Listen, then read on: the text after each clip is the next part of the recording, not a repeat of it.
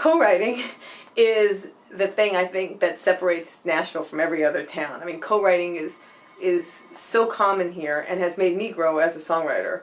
I mean, you learn so much when you write with somebody else. Even if you end up being a solo writer again, you can't come back and be the same writer that you were. You'll be a better writer.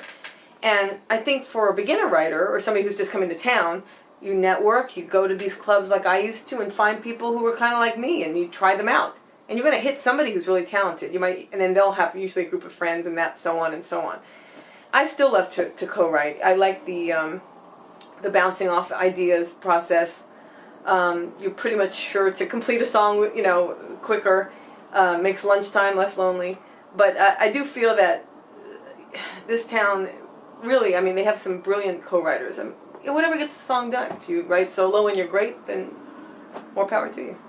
If you're a new writer, kind of a new level writer, and you have the opportunity to write with a better writer, somebody you know is better than you, maybe has cuts and you don't, maybe has hits and you don't, be smart enough not to try to show off what you know. You'd be smarter, like when I used to write with people who had hits or something, I contributed, but I also really paid attention. And if I disagreed on a lot of stuff, I would acquiesce to them just because I'm figuring they got more experience, So it doesn't mean it always works, but to be cocky or argumentative with somebody who clearly has more things going on is really stupid.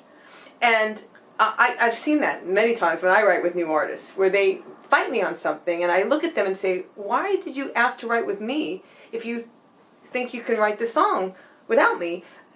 I've got a pretty good track record. You haven't had anything cut, so why don't you just, for this time, let me drive the bus? Just to see how it works. And some people go, you are so right. And other people get totally their nose out of joint. I haven't seen them succeed, those people that got their nose out of joint, but sometimes they do, It's silly. If you're going to write with somebody, learn from them, be open. And when I have a co-writing appointment, if I was going to write with a new person or a new artist, it's nice if they have some titles, but don't be surprised if we don't use them. If you bring stuff in knowing that we'll probably end up not using it, and I mean that for anybody. I personally like to sit in a room, talk to you, and see what's in the air. But if you bring in a great title that's like, oh, that's interesting. But for the most part, if you bring out stuff, I say, okay, what else you got? What else you got? I got this. Let's throw it all in the room, kind of look and see if it's worth taking out right now. Or let's sit back and, work on something else. And I personally am much more interested in an opening line than I am in a title. I would say 60% of the time, 75% of the time, I start with an opening line and find out where it goes. But that's me.